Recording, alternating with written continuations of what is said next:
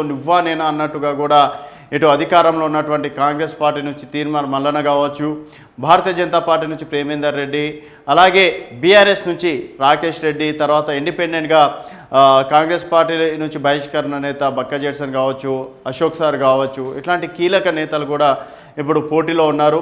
So మొత్తానికి మరి ఈ పోటీలో గెలిచేది ఎవరన్నది చర్చ నడుస్తుంది. కాకపోతే ఇక్కడ ఇంకో ట్విస్ట్ ఏంటంటే ఆల్మోస్ట్ కాంగ్రెస్ పార్టీకే ఛాయిసెస్ ఉన్నాయని చెప్పేసి కొన్ని సర్వే సంస్థలు, లేదు ఈసారి ఇండిపెండెంట్గా అభ్యర్థులు పోటీ చేస్తున్నటువంటి వాళ్ళకి అవకాశం ఉంటుందని చెప్పేసి అంటున్నారు. మరొక అంశం ఏంటంటే బీఆర్ఎస్ ఈసారి గెలిచే అవకాశాలు ఉన్నాయని చెప్పేసి కూడా కొంతమంది చెప్తున్నారు. అసలు ఎందుకు గెలుస్తుంది, ఏ విధంగా గెలుస్తుంది? సో ఇక్కడ ఎమ్మెల్సీ ఎన్నికల ఓట్లు అంటే దాదాపు మనము అంటే ఒకరికి ఓటేసేసినాం ఆ విధంగా ఉండదు. దాదాపుగా మొదటి ప్రాధాన్యత, రెండో ప్రాధాన్యత, మూడో ప్రాధాన్యత, ఈ విధంగా 4-5 ప్రాధాన్యతల వరకు మనం ఓట్లు వేసుకోవచ్చు. సో ఒకవేళ మొదటి ప్రాధాన్యత ఓట్లలో 50%కి అబో కనుక రీచ్ కాకపోతే సెకండ్ ప్రాధాన్యత ఓట్లను కూడా లెక్కించడం అనేది జరుగుతుంది. అక్కడ ఎవరికి హయ్యెస్ట్గా ఓట్లు పడతాయి అనేది దాన్ని బట్టి కూడా విన్నింగ్ అభ్యర్థిని డిక్లేర్ చేసే అవకాశాలు కూడా ఉంటాయి. సో మరి పట్టభద్రులకి ఇప్పుడు ఏం కావాలి, మా అంటే డిమాండ్స్ ఏందనేది కూడా కొంతమేర కొన్ని పాయింట్స్ అనేది ఇప్పుడు ప్రస్తుతం సోషల్ మీడియాలో హాట్ టాపిక్గా నడుస్తుంది. సో మరి ఇవన్నీ మొదటి ప్రాధాన్యతగా ఎవరికి ఎక్కువ వచ్చే అవకాశాలు ఉన్నాయి, రెండో ప్రాధాన్యతతోటి ఎవరు బయటపడే అవకాశాలు ఉన్నాయని చెప్పేసి కూడా కొన్ని సర్వే సంస్థలు కూడా సర్వే చేయడం అనేది జరిగింది. సో మొత్తానికి ఇదొక అంశం వైరల్ అవుతుంది. తెలంగాణ రాష్ట్ర పట్టభద్రుల డిమాండ్లను పట్టించుకొని ఎమ్మెల్సీ అభ్యర్థుల ఆలోచించి ఓటేస్తామంటున్న పట్టభద్ర మేధావులు తెలంగాణ రాష్ట్ర ప్రభుత్వ ఉద్యోగుల పాలిట యమపాశమైనటువంటి జీవో 317 రద్దు చేయాలి.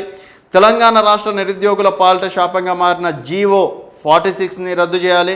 టీఎస్పీఎస్సీ జాబ్ క్యాలెండర్ని ప్రకటించాలి. గ్రూప్ 2 పోస్టులు 2000కు మరియు గ్రూప్ 3 పోస్టులు 3000కు పెంచాలి.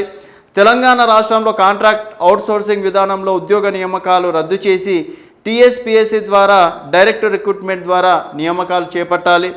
డిగ్రీ అర్హతతో ఉద్యోగం సాధించి 4 సంవత్సరాలకు రెగ్యులర్ అయిన 9335 మంది జూనియర్ పంచాయతీ కార్యదర్శుల యొక్క 4 సంవత్సరాల సర్వీస్ కాలాన్ని పరిగణనలోకి తీసుకొని సర్వీస్ బుక్లోకి ఎక్కించాలి.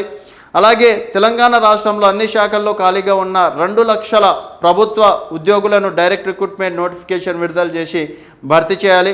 డిగ్రీ పూర్తయిన ప్రతి ఒక్క నిరుద్యోగికి 4016 నిరుద్యోగ భృతి చెల్లించాలి. ఇట్లు తెలంగాణ ఉద్యోగులు, రిటైర్డ్ ఉద్యోగులు, నిరుద్యోగులు, మేధావులు, విద్యావంతులు, విద్యార్థులు మరియు యువత ఇది వైరల్ అవుతుంది.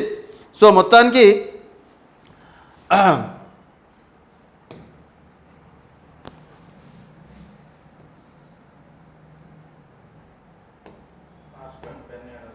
సో ఒకసారి చూసుకున్నట్టయితే మరి కాంగ్రెస్ పార్టీ నుంచి మల్లన్న, తీర్మార్ మల్లన్న, నవీన్ చింతపండు, సో ప్రస్తుతం ఈయన కాంగ్రెస్ పార్టీ నుంచి ఉన్నారు.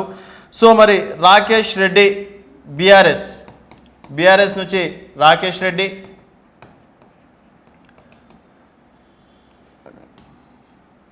సో ఒకసారి చూసుకున్నట్టయితే కాంగ్రెస్ నుంచి మల్లన్న, బీఆర్ఎస్ నుంచి రాకేష్ రెడ్డి, అలాగే బీజేపీ నుంచి ప్రేమేందర్ రెడ్డి,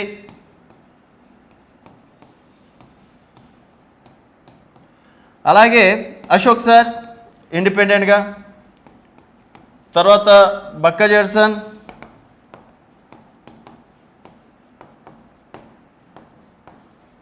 సో వీళ్ళు దాదాపుగా ఇంకొక 6-7 ఒక 10 మంది అయితే కీలక నేతలు అయితే ఉన్నారు. సో ఇక్కడ మాదే గెలుపు అని చెప్పేసి అంటున్నారు. సో ఇక్కడ కాంగ్రెస్ పార్టీకి అయితే ప్రస్తుతం ఉన్న పరిస్థితుల్లో మొదటి ప్రాధాన్యత ఓట్లు ఎక్కువగా కాంగ్రెస్ పార్టీకి వచ్చే అవకాశాలు ఉన్నాయని చెప్పేసి అంటున్నారు. సో మొదటి ప్రాధాన్యత ఓట్లతోటి తీర్మార్ మల్లన్న గట్టెక్కే అవకాశం ఉంది. కాకపోతే ఈ 5 మంది కీలక నేతలు ఓట్ బ్యాంక్ చీల్చడం వల్ల దాదాపు ఇప్పుడు 4 లక్షల ఓట్ బ్యాంక్ అనేది పట్టభద్రుల ఓట్ బ్యాంక్ అనేది దాదాపుగా 4 లక్షలు ఉంది. ఈ 4 లక్షల ఓట్ బ్యాంక్ కనుక చీల్తే మాత్రం డెఫినెట్గా 2 లక్షల పైననే మొదటి ప్రాధాన్యత ఓట్లు అనేది రావాలి. ఒకవేళ 2 లక్షల పైన మొదటి ప్రాధాన్యత ఓటు రాకపోతే రెండవ ప్రాధాన్యత ఓట్లని లెక్కించడం అనేది జరుగుతుంది. ఒకవేళ రెండవ ప్రాధాన్యత ఓట్లలో గనక బీఆర్ఎస్ అభ్యర్థి రాకేష్ రెడ్డికి ఎక్కువగా వస్తే బీఆర్ఎస్ అభ్యర్థి రాకేష్ రెడ్డినే విజేతగా ప్రకటించే అవకాశం ఉంటుంది. బీజేపీ అభ్యర్థి ప్రేమేందర్ రెడ్డికి వస్తే ప్రేమేందర్ రెడ్డి విన్నింగ్ అభ్యర్థిగా ప్రకటించే అవకాశం ఉంటుంది.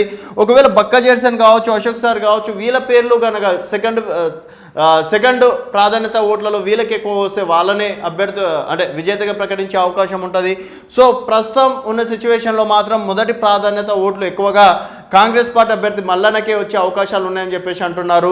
ఒకవేళ వీళ్ళు కనుక ఓట్ బ్యాంక్ చీల్తే డెఫినెట్గా రాకేష్ మల్లన్న తర్వాత బీజేపీ బీఆర్ఎస్ అభ్యర్థులకే అవకాశం ఉంటుంది అని చెప్పేసి కూడా సర్వే రిపోర్ట్లు చెప్తున్నాయి. ఒకవేళ సెకండ్ ప్రాధాన్యత ఓట్లు కనుక రాకేష్ రెడ్డికి ఎక్కువగా పడితే so BRS candidate so sitting స్థానమే అది బీఆర్ఎస్కి, సో మళ్ళీ సిట్టింగ్ స్థానం గెలుచుకునే అవకాశం ఉంటుందని చెప్పేసి కూడా అంటున్నారు. ఒకవేళ రెండో ప్రాధాన్యతలో కూడా అటు ఇటు అయితే మూడో ప్రాధాన్యత ఓట్ బ్యాంక్ కూడా లెక్కించే అవకాశాలు కూడా కొంతమేర ఉంటుంది అని చెప్పేసి కూడా అనుకోవచ్చు. సో కాకపోతే ఇక్కడ మొదటి రెండో ప్రాధాన్యత ఓట్లలోనే అభ్యర్థి గెలుపు అనేది దాదాపుగా ఖరారవుతుంటుంది. సో లాస్ట్ టైం చూసుకున్నట్టయితే బీఆర్ఎస్ అభ్యర్థి పల్లా రాజేశ్వర్ రెడ్డి గెలవడం అనేది జరిగింది మొదటి ప్రాధాన్యత ఓటుతోటి. తర్వాత సెకండ్ ప్లేస్లో తీర్మాన్ మల్లన్న ఉన్నారు. సో అప్పటికి సెకండ్ ప్రాధాన్యతతోటి తీర్మాన్ మల్లన్న గెలిచే అవకాశాలు కూడా ఒక రకంగా ఉత్కంఠగా లేపాయని చెప్పేసి కూడా చెప్పుకోవచ్చు. మరి ఇప్పుడు మొదటి ప్రాధాన్యత ఓట్ బ్యాంక్ అనగా 50% దాటకపోతే డెఫినెట్గా రెండో ప్రాధాన్యత ఓట్లలో ఇటు బీఆర్ఎస్ అభ్యర్థి కావచ్చు, బీజేపీ అభ్యర్థికి గెలుపు అవకాశాలు ఎక్కువగా ఉన్నాయని చెప్పేసి కూడా ఈ సందర్భంగా చెప్పుకోవచ్చు అని చెప్పేసి కూడా చెప్పుకోవచ్చు. సో